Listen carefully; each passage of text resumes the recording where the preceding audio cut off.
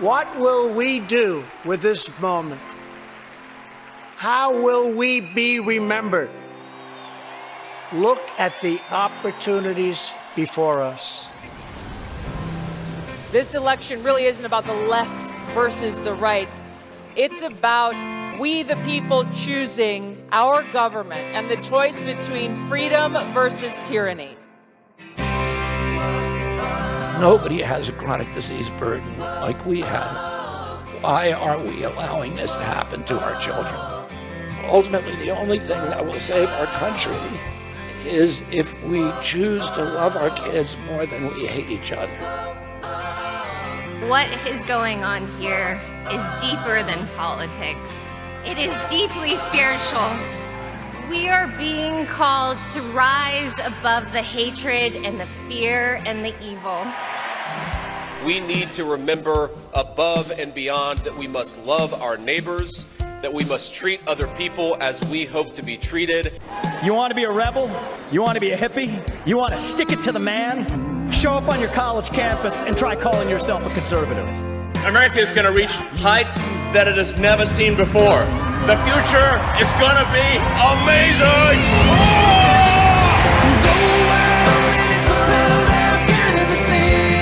Don't you want healthy children? Don't you want a president that's going to make America healthy again?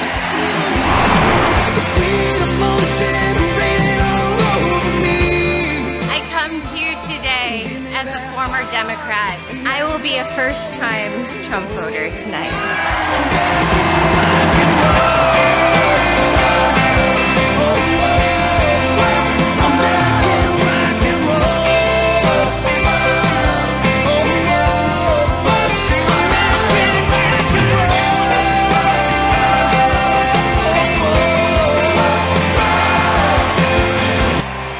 The people dreamed this country, and it's the people who are making America great again.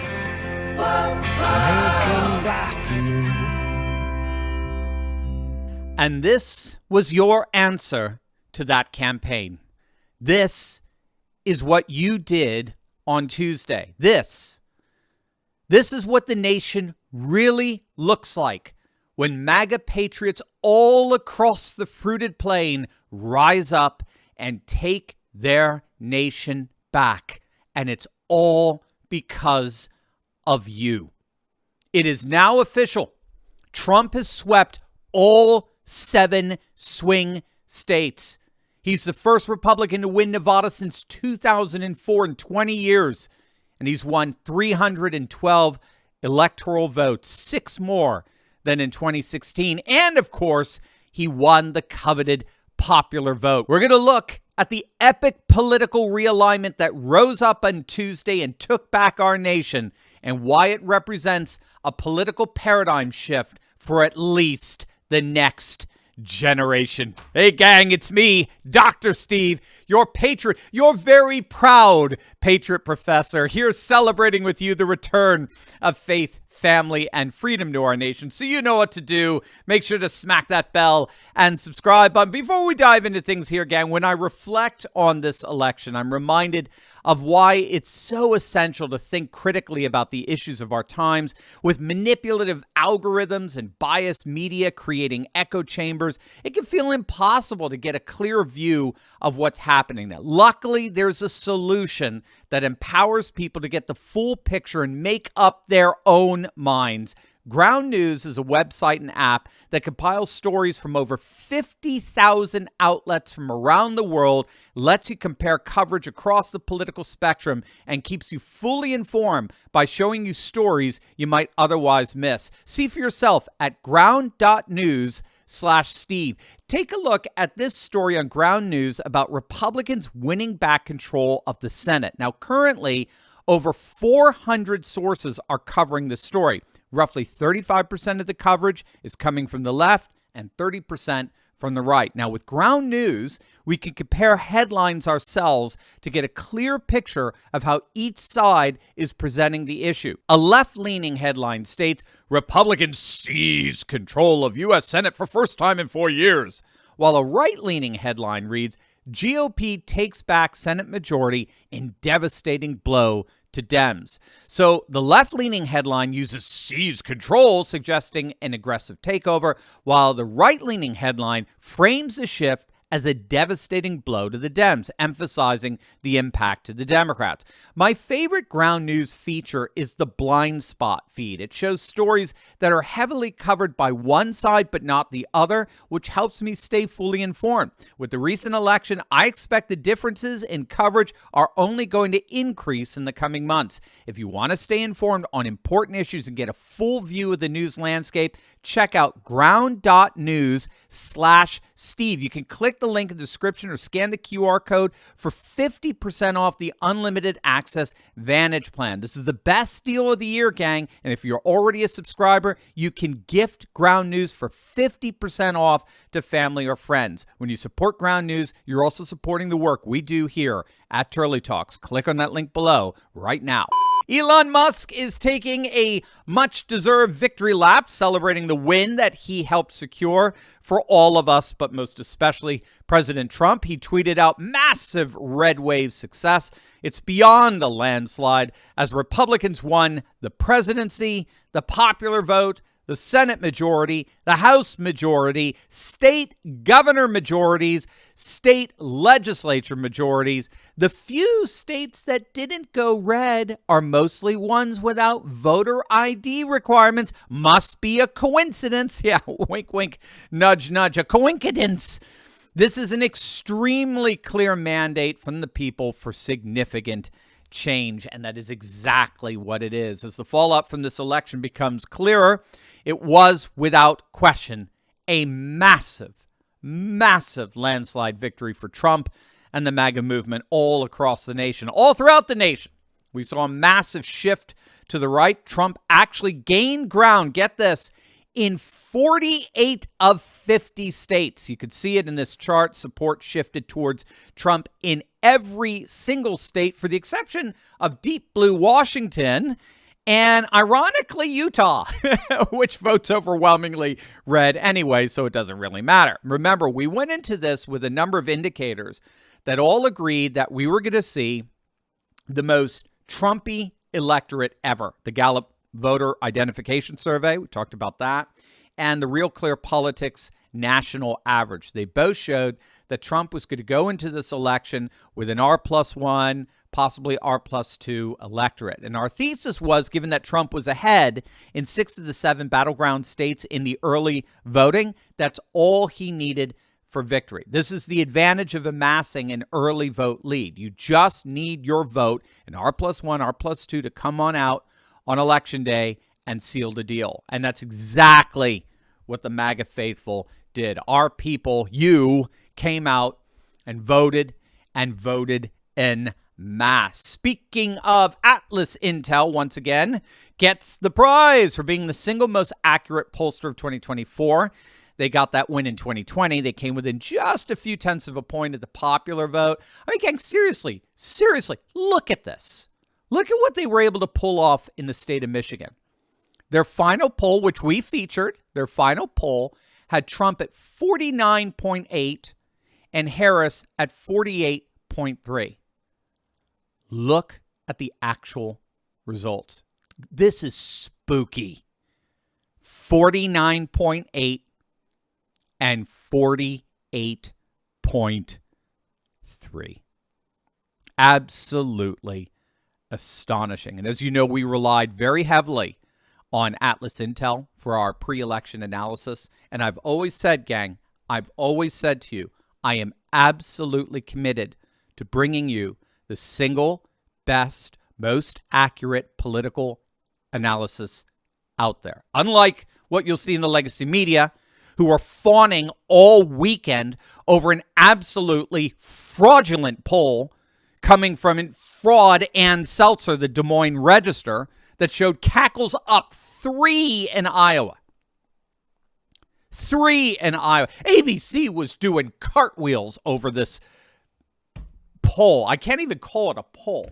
Over this fabrication all weekend. And Seltzer just happened to be off by 15 freaking points. Trump won Iowa by 12, just like we said he would. But instead of dismissing that obvious fraud of a poll, the legacy media cheered it. They celebrated it. They promoted it. They reveled in it, hoping it would galvanize Kamala's dwindling support. Because they don't care about reporting truth. They care only about fabricating it in accordance with their own political leanings. Well, not here. Not on this channel. As an independent content creator, I have got to work every single day to earn your trust. I don't get to sit behind a CNN moniker or an ABC News moniker with all their fancy schmancy graphics that supposedly legitimizes me as a political analyst. I've got to earn your trust with solid research and analysis, consistent, solid research and analysis. And I am very grateful to outlets like Atlas Intel and our good friend Mark Mitchell over at Rasmussen and our very good friend Rich Barris over at the People's Pundit for helping me do just that. I only want to give you the best, and they are the best. Now, interestingly, the legacy media is finally talking about the political realignment that we on this channel have been talking about for 2 years. They're only just now catching up to it. As Rush would say, we are on the cutting edge of societal evolution here. That's part of how I earn your trust, right? But the legacy media is being forced to talk about it because, I mean, take a look at some of these voting shifts, gang. Look at this. Urban counties, cities, they shifted to Trump by 5 points. We've been talking. I had a video out a month ago talking about the shift towards the right in cities all across the country. We know, we're all together on this. All right. So urban counties, cities shift to Trump by 5. Suburban counties, all those white women with cats who are supposed to come out and vote for Kamala. Sorry, the suburbs shifted to Trump by 4. Counties with higher than a 25% black population, what do you know? Shifted to Trump by 4. Counties with a 25% or more Latino population shifted to Trump by 10. Counties that are less than half white shifted to Trump by 7. And even counties with more than 50% college grads, the new centerpiece of the woke left. Yep, even those counties shifted to Trump by 4. This is what that shift looks like. All those red arrows you see there pointing right on the map designate areas that shifted right on Tuesday. And if you can find them, there's all the blue arrows pointing left designate areas that did the opposite. And again, if you're listening by way of podcast, by way of our 20 million podcast downloads, there's hardly any blue at all. It's a sea of red. We're now getting reports that 34% of black men in Texas voted for Trump. 34%. Now, of course, if you've been with this channel now for at least the last year, we've been predicting exactly that going into this election. 1 in 3 black men under the age of 50 are full Trumpsters. They are all on board the Trump train. It is the political realignment we've been dreaming of. Look at this, gang. I mean, look at this. Trump has broken over 40% of the vote in California. In freaking California, he flipped a number of counties. He flipped San Bernardino County, Orange County, Fresno. A half a dozen counties that were all blue in 2020 are now red. They're now red. County after county after county flipped from red to blue. No single county in all of California flipped the other way. Not one flip from red to blue. Not one. Well, maybe there weren't any to do that. I don't know. We saw the same exact thing in New York. Virtually every single county in New York, virtually every single one shifted right. Even New York City. So obviously the Electoral College implications for this shift are beyond anything we could have imagined. I mean, take a look at what happened. This is so glorious. Take a look at what's left of Tim Walz's state of Minnesota. I mean, look at this. Again, if you're listening by way of our 20 million podcast downloads, It's completely and totally, Minnesota's completely and totally red. For the exception of the Twin Cities and a few small urban areas. The entire state is now under Republican control in what has been traditionally one of the most reliably blue states in the entire nation. I mean, remember, Minnesota even went blue back in 1984. They were the sole state that voted for Mondale. Trump came within literally just a couple of points of flipping Minnesota. And now there's talk of New Jersey turning into a swing state. And remember, a swing state is a state where the winner wins by only a couple of points, okay? So in the low single digits. So in other words, the win is bumping up against the margin of error, which by definition means the state has the potential of swinging the other direction. Gang, New Jersey, Minnesota, New Mexico, New Hampshire, Maine, possibly even Virginia, right? If Trump, well, let me finish my sentence. These are all now for 2028 swing states. They're all officially swing states. Even Virginia, if Trump and Robert Kennedy Jr. can effectively dismantle the administrative state and as a result disperse all those residents in Northern Virginia who work for and vote on behalf of the deep state, disperse them all across the country. That is how significant this election was. It has all the potential of a permanent political realignment that would empower MAGA for the next generation. In other words, let's just cut to the chase here. Bottom line, 312 electoral votes are now our basement. They have the potential of being a permanent bottom line, a permanent basement for the future Republican vote. If states like Minnesota, New Mexico, New Jersey, New Hampshire are all flipped and become permanently red as a result of the white and non-white working class realignment, the Democrats have just been shut out of power for the next generation. So all of this is to say,